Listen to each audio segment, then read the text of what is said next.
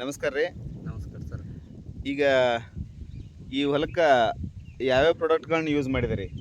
ಯಾವ ಇಲ್ರಿ ಇದು ಸಾವಯವ ಅಟ್ಟ ರೀ. ಸಾವಯವ ಯೂಸ್ ಮಾಡಿದಿರಿ? ವಿವಾ ಮಾಡ್ತದ್ರಿ. ವಿವಾ ಮಾಟದ್ದು.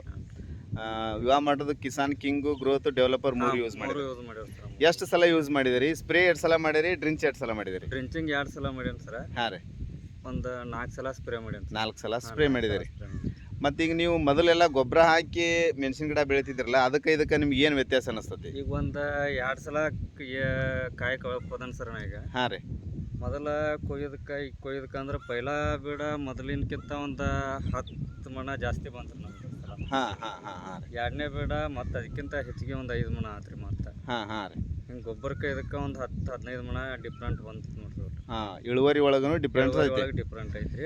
ಮತ್ತು ಗಿಡ ಅದಕ್ಕಿಂತ ಡೆವಲಪ್ ಅದಾವ್ರಿ ಭಾಳ. ಹಾಂ, ಈ ಗೊಬ್ಬರ ಹಾಕೋದಕ್ಕಿಂತ ಈ ಸಾವಯವ ಮಾಡಿದ್ದು ಗಿಡ ಡೆವಲಪ್ ಅದಾವ ಸರ್. ಡೆವಲಪ್ ಅದಾವ. ಅದಕ್ಕಿಂತ ಡೆವಲಪ್. ಮತ್ತೀಗ ನೀವು ಬೇರೆ ರೈತರಿಗೆಲ್ಲ ಏನು ಹೇಳಕ್ಕೆ ಇಷ್ಟಪಡ್ತೀರಿ? ಏನಿಲ್ರಿ, ಸಾವಯವ ಜಾಸ್ತಿ ಬಳಸ್ರಿ. ಹಾಂ. ಅದ್ರಾಗನ ವಿವಾ ಮಾರ್ಟ್ ಕಂಪ್ನಿ ಒಂದು ಸ್ವಲ್ಪ ಜಾಸ್ತಿ ಪ್ರಾಡಕ್ಟ್ ಚಲೋ ಐತಿ, ಜಾಸ್ತಿ ಬಳಸ್ರಿ ಅಂತ ಕರೆ ಇಷ್ಟಪಡ್ತಾರೆ. ಹೇಳಕ್ಕೆ ಇಷ್ಟಪಡ್ತೀರಿ.